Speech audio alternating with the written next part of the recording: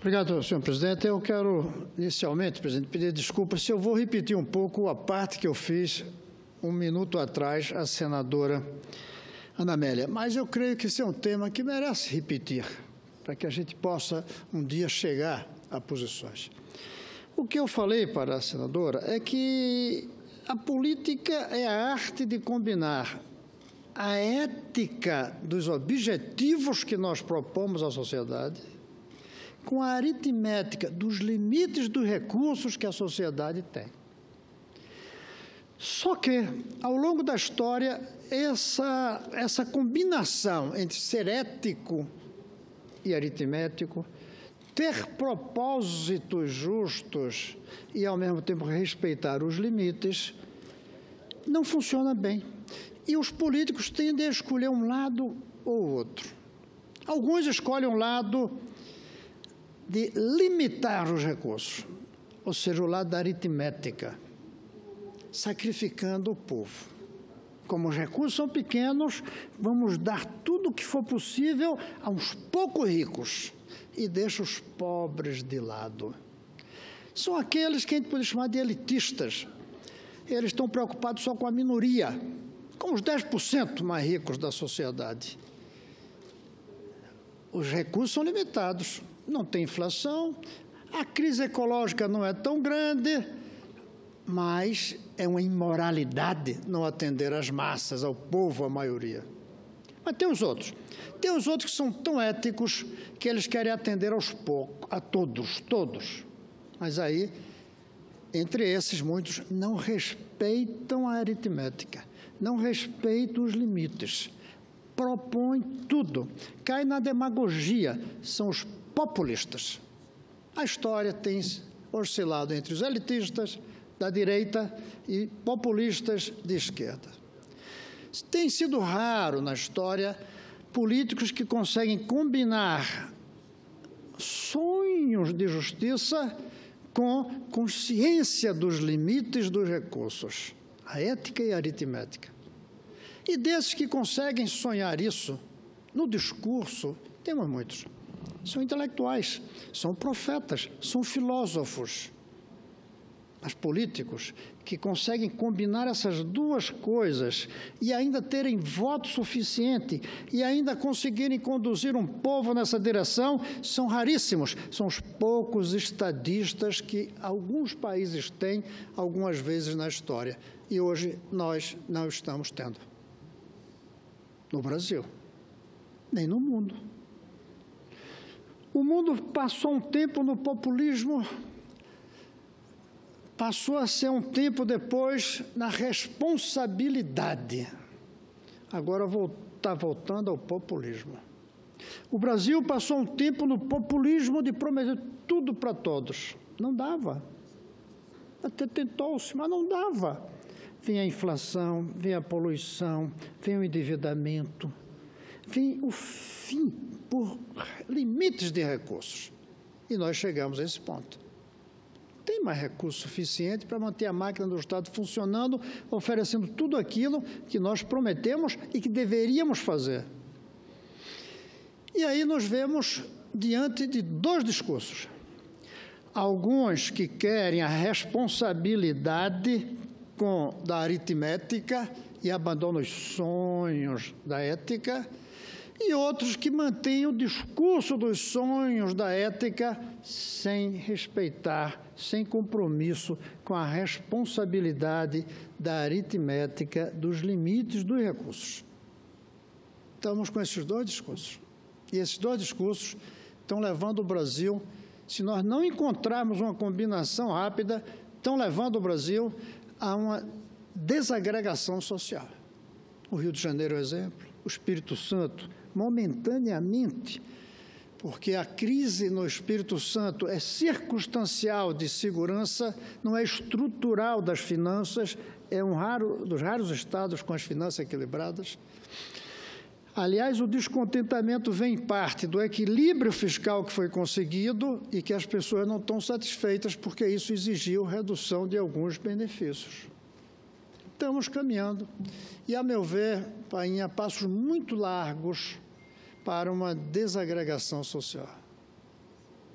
um descontentamento geral, e sem propostas aglutinadoras e nem rumo para o futuro, senador Hélio José. Duas coisas fundamentais para a nação: aglutinar-se e dizer eu sou brasileiro, e o outro, eu tenho rumo para as minhas crianças.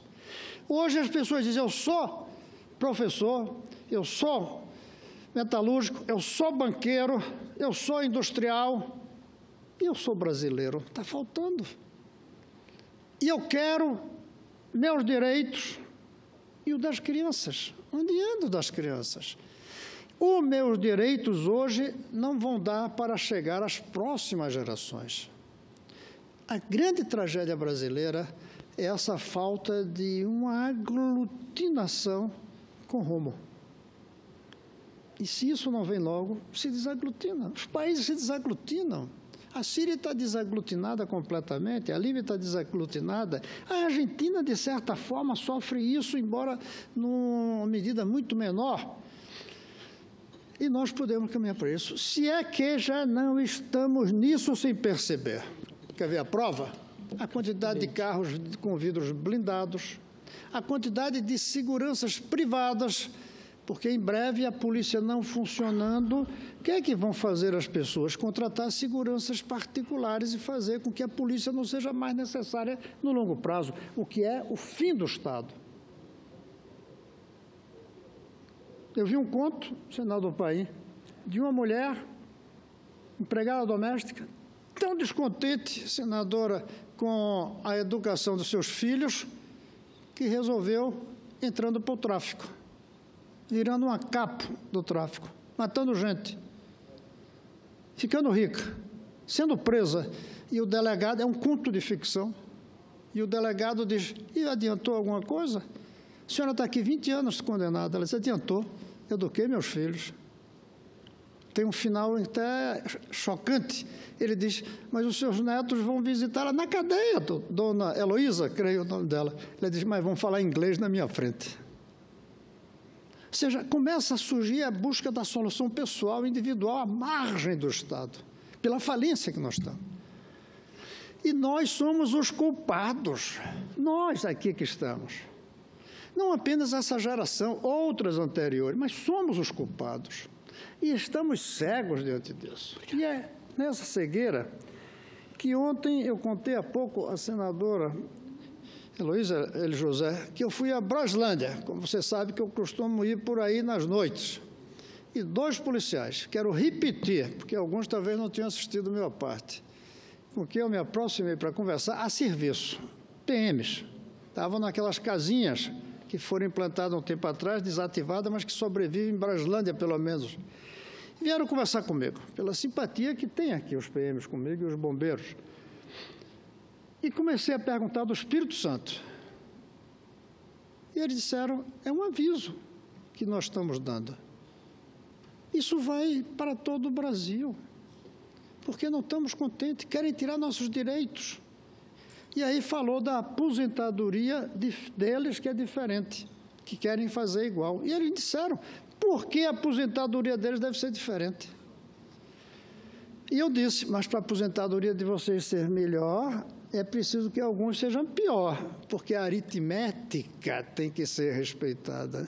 Ou seja, se a gente quer a ética de tratar o PM diferentemente, porque suas condições de vida são diferentes, é preciso casar com a aritmética da responsabilidade fiscal de que os limites dos recursos são determinados.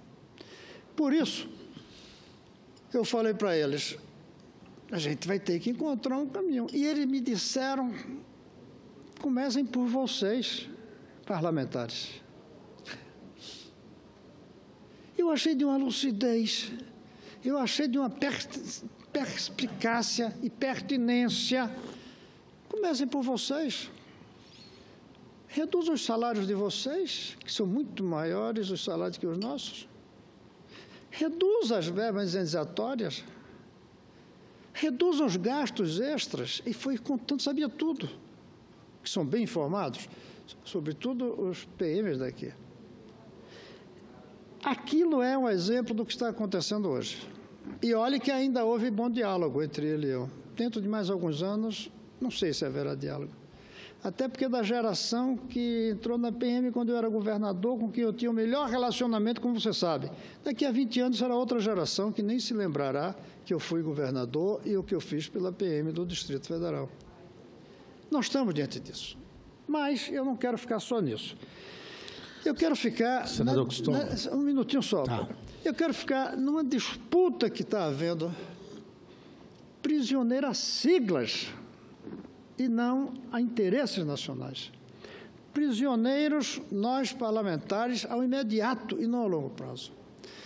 O que nós estamos fazendo com a CCJ, na hora de escolher um próximo ministro do Supremo, que vai julgar a nós aqui, pode ser que um ou outro escape da suspeita. Do crime, eu acho que não serão muitos, mas da suspeita serão.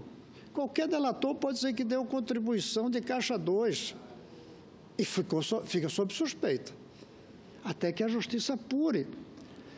E muitos vão ser verdadeiros, as acusações verdadeiras. Eu acho que não é o respeito devido à sociedade. Não agrega credibilidade. Não agrega. O presidente Temer, eu sempre disse, a maior tarefa dele é passar credibilidade na presidência e, a partir daí, se espalhar um pouco para os políticos. Os últimos atos dele não estão trazendo credibilidade. Não estão. A PEC do teto traz credibilidade. Ele se choca, se incomoda, mas é o lado responsável da equação.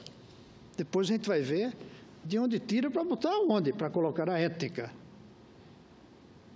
A reforma do ensino médio é positiva, sim, embora não seja o ideal que a gente quer.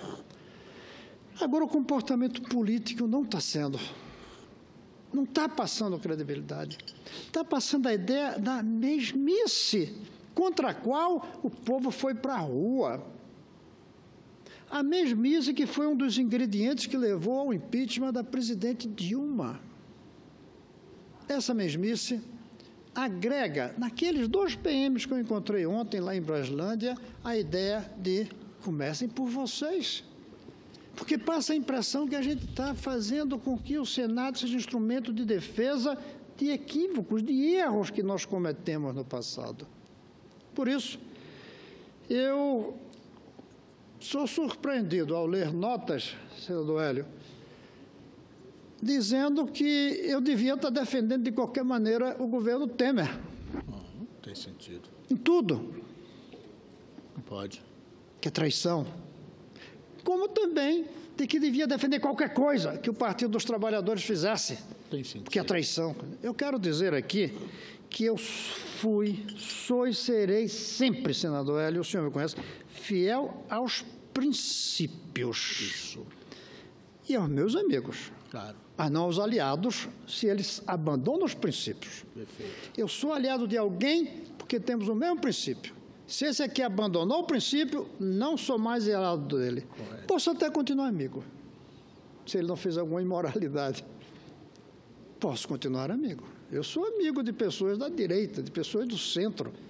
Agora, aliado, eu não sou se a pessoa traiu os princípios. Correto. Eu fico com meus princípios, não com meus aliados. Eu fico com meus princípios, não com a sigla pela qual eu me candidato. Eu fico com aquilo que eu defendo, não com aquilo que vieram comigo e que abandonaram essas defesas. Correto. Muitos dos nossos companheiros, seus e meus aqui do Distrito Federal, do Partido dos Trabalhadores, abandonaram os princípios. Verdade. E nos chamam de traidores. É, absurdo. Nos chamam de traidores. Absurdo. Eles traíram os princípios. Eu abandonei os aliados, porque os aliados abandonaram os princípios. Correto. Até continuo amigos de alguns deles. Até não falo mal nunca pessoalmente de nenhum deles, mesmo quando eu falo mal de mim. Mas sou fiel aos princípios. E duvido alguém mostrar uma infidelidade minha a um princípio. Duvido. Mas mudar de aliados, eu mudei e mudo. Claro. Se novos aliados vêm para os princípios que eu defendo. E se aliados antigos vão para princípios que eu abomino, que eu combato, como a corrupção, por exemplo. Correto. Alguns corruptos vêm e nos chamam de traidores porque nós abandonamos o comportamento corrupto deles e de seu grupo. E nos chamam de traidores. Eles traíram os princípios. Eu abandonei aliados para continuar fiel aos princípios. E um desses princípios, que está em meus escritos, meus textos, minhas aulas, é de que na política é preciso manter o compromisso com a ética e com a aritmética. É manter os sonhos de um mundo melhor, consciente dos limites de recursos. Abandonou essa consciência, ou cai no populismo dos que continuam propondo a ética e a utopia sem ter recursos, populismo, que vai sacrificar as próximas gerações. Ou cai no elitismo de dizer, vamos fazer um mundo só para poucos, porque os recursos não dão. Eu não aceito a ideia de que os recursos não dão para todos. Por isso, eu não prometo excessos que eu sei que não dão para todos. Perfeito. Mas fica aqui a mensagem, e eu termino de dar a parte desse PM, 2 PMs. Comecem por vocês. Está na hora dessa casa, senador Paim, não é só uma questão de tempo. Estou de acordo com o senhor, o tempo. Tem que dar o tempo que for preciso para discutir a Previdência. Mas está na hora do primeiro capítulo ser referente à diminuição dos privilégios que nós temos aqui dentro. Assinamos embaixo da sua fala. Está na hora. O primeiro item da reforma Previdência é acaba isso, acaba isso, acaba isso. Baixa o salário do senador e dos deputados. Aí a gente começa a ter moral para exigir aquilo que a aritmética está nos cobrando, que é reduzir privilégios antigos e aí combinar com direitos novos. O direito novo pode não ser até aumentar o salário, mas dá mais tempo para o trabalhador se reciclar numa nova profissão, porque as profissões mudam agora. Temos que construir novos direitos e acabar com velhos privilégios. Por isso a reforma trabalhista tem que ser feita. Mas tem que ser feita com ética de atender aos mais pobres e, através deles, a todos, e aritmética de respeitar os limites de recursos, sobretudo fiscais, e ecológicos também. Ontem eu recebi uma aula desses 2 PMs. Senador Lazia, o senhor não estava aqui na hora que eu debati com a senadora Amélia. 2 PMs que eu encontrei ontem na cidadezinha aqui do Federal e que me disseram, quando eu fui perguntar o que era sobre o Espírito Santo, eles disseram, é um aviso para vocês. Espírito Santo é um aviso. Isso vai arrebentar em todos os lugares. E eles disseram que o principal é a reação deles à reforma previdenciária que vai tirar certos direitos dele, porque é um trabalho diferenciado, e é mesmo, como a senadora Ana Amélia disse, como pescador é diferenciado. Só que, eu disse para ele, para manter esses privilégios de vocês trabalharem menos anos, é preciso que algumas categorias trabalhem até mais do que 65. Porque tem um limite. Ele disse, tudo bem, então comecem por vocês, para poderem ter a autoridade de exigir da gente. Eu gostaria de ver essa casa discutindo onde é que a gente toca na carne da gente antes de querer rasgar a carne dos outros, em uma operação que vai ser necessária rasgar carnes. Mas comecemos por nós. Era isso, senhor presidente, mas o senador Hélio pediu uma parte. E o senador Lazia tem algo, acho que mais urgente, Hélio, que é para cumprimentar alguns que estão aqui, provavelmente.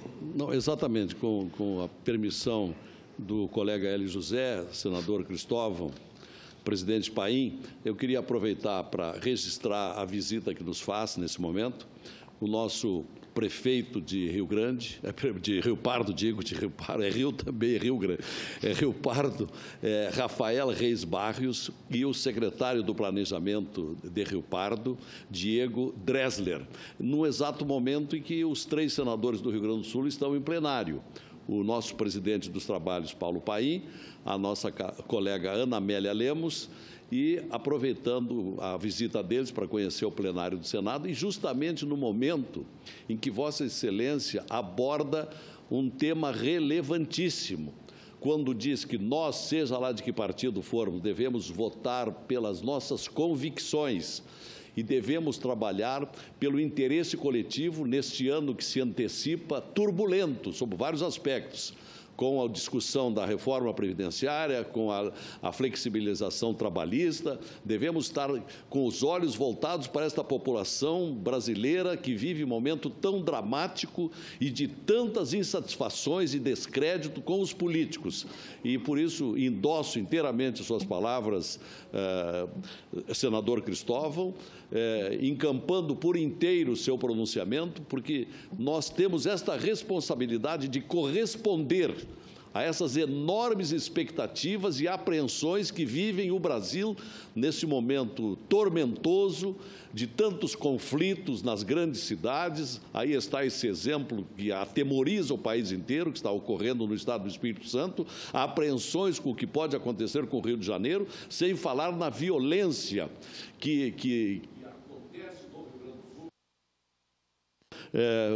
senador Cristóvão, agradeço muito a oportunidade que Vossa Excelência me concede e agradeço também ao colega Hélio José pela disponibilidade do seu espaço. Obrigado.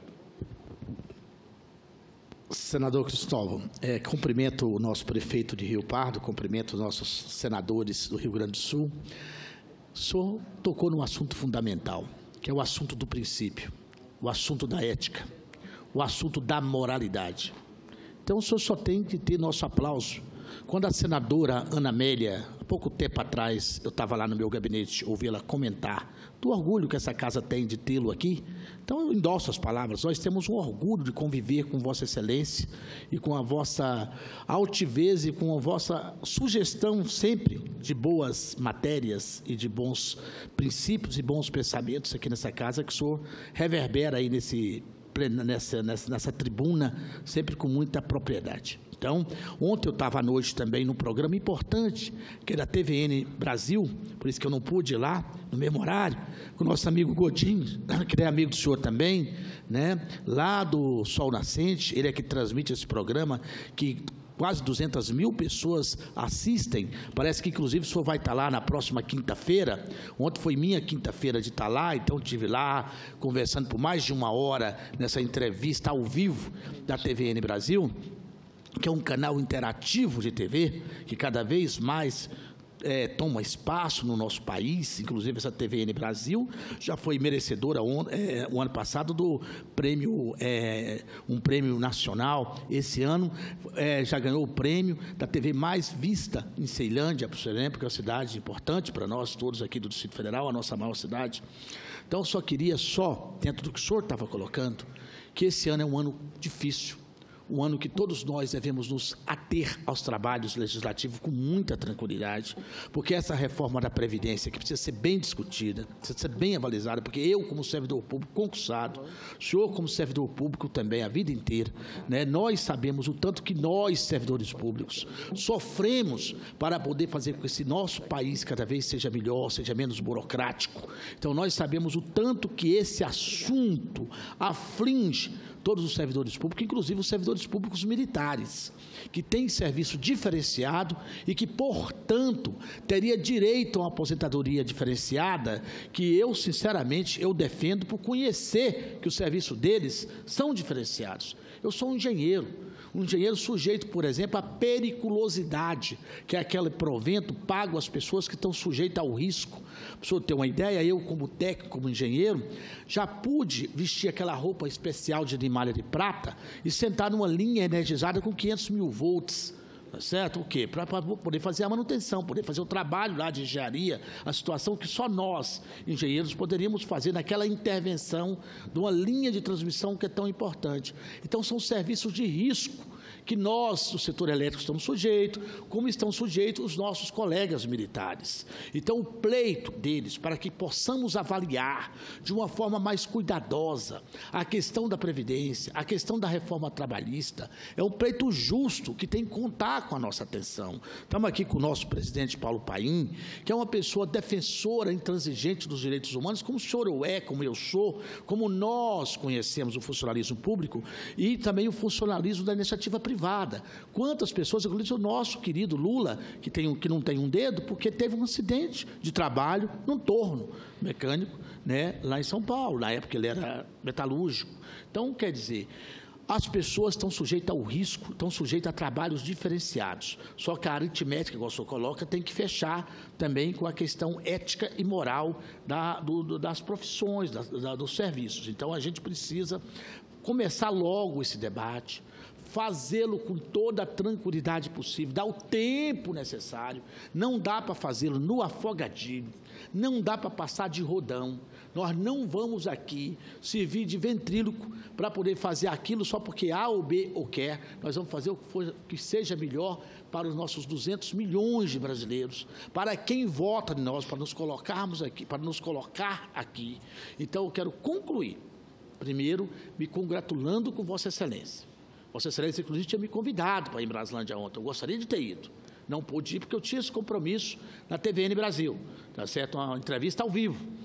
Mas Vossa Excelência colocou aqui sobre essa conversa com 2 parlamentares de uma polícia que eu me orgulho de defendê-la, que é a Polícia Militar do DF. E eu sou testemunho que o senhor acabou com o rancho, que o senhor fez atitudes fundamentais para a Polícia Militar do Distrito Federal, quando o senhor esteve à frente do governo do DF. Só explicar, acabar com o rancho parece uma coisa negativa. Foi super positivo. Não, na verdade, preciso explicar. É transformar a entrega da comida em dinheiro para que ele possa comprar sua comida onde quiser. Isso. É uma das grandes conquistas que eles tiveram. Parece que acabou com o rancho. Não, foi o contrário. Para quem não conhece... Era um lugar de corrupção na compra de mercadorias de baixa qualidade e nós precisamos entregar. Muito sério que isso era neoliberalismo. Exato. Dar o dinheiro é neoliberalismo. Tem que ser estatal a produção do rancho. Não, eu preferi dar o dinheiro e eles até hoje agradecem. Com certeza, senador Cristóvão. Então, eu quero cumprimentar Vossa Excelência, dizer que a questão dos princípios são fundamentais e que nós não podemos ter 2 pesos e 2 medidas. Nós temos que ter ética e um norte a seguir. Por isso que eu me orgulho de fazer parte da bancada do Distrito Federal, estar aqui sentado ao lado de Vossa Excelência, que é um mestre e um professor, e sentado ao lado do nosso amigo Regufe, que também é um senador, que não mede esforços para poder trilhar esse caminho da ética e na defesa daquilo que é certo. Muito obrigado, senador Cristóvão. Obrigado ao senhor, senador Hélio, velho companheiro. Senadora Ana Amélia. Caro senador Cristóvão, quando a gente usa uma figura de linguagem, a gente facilita a compreensão de um problema que pode ser aparentemente complexo. Quando Vossa Excelência falou na questão da segurança, lembrou o caso de que as pessoas hoje, com receio da proteção do seu patrimônio, mas do patrimônio maior que a sua própria vida, contratam uma segurança particular e aí poderá um dia enfraquecer a instituição pública da segurança e ter um reflexo sobre isso. E aí isso me ocorreu também no seu estado, onde o senhor nasceu, Pernambuco, em que os canaviais eram... pedi à moça que está aqui, eu estou tentando, a assessora do senador, que eu não consigo enxergá-lo, senador Hélio José, a sua assessora, eu queria, é porque eu não consigo enxergar o senador, obrigado. Eu queria, lembrando os canaviais de Pernambuco, era um trabalho realmente inaceitável, a forma como era feito, as pessoas, os cortadores de cana. A máquina veio e substituiu, e hoje se faz muito mais rapidamente a colheita e o corte da cana. O sistema financeiro, as agências, os caixas eletrônicos, o senhor paga a conta, o senhor recebe dinheiro, faz uma série de operações. Então, as máquinas estão ocupando. E a gente não se dá conta que é isso que eu mencionei na minha manifestação, da influência da tecnologia sobre as atividades econômicas, que nós temos que prestar atenção sobre essa mudança de cenário.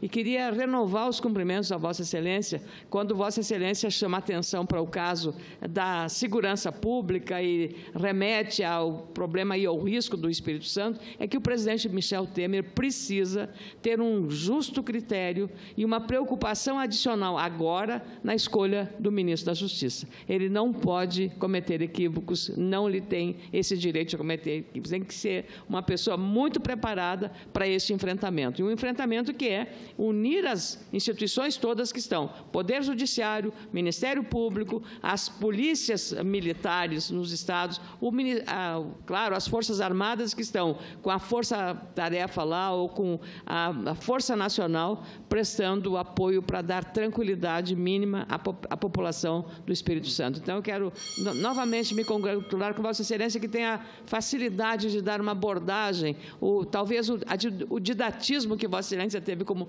grande professor que foi, facilita no exercício do mandato essa forma de conversar com as pessoas. O senhor não está fazendo um discurso, o senhor está ensinando, o senhor está falando e comunicando uma realidade que nós, sobre ela, precisamos refletir. Então, obrigada pela aula de hoje, mais uma.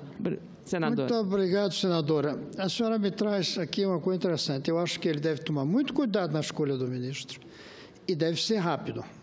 Ontem, o ministro, que ainda é, porque está de licença, Alexandre Moraes, veio me ver, como a todos os senadores, e eu disse para ele quais são meus descontentamentos com a escolha dele. E um desses descontentamentos é o fato de que o Brasil está numa guerra civil e o presidente Temer tira do comando da luta contra a guerra civil o general encarregado da segurança pública, tira para mandar para a Corte Suprema. Foi um erro isso. Ele até me deu uma aula de história, porque eu disse para ele, é como se Lincoln, durante a guerra de secessão para abolir a escravidão, tivesse tirado o comandante das tropas da União, que eu não lembrava o nome, e ele lembrou. Ele disse o general Grants.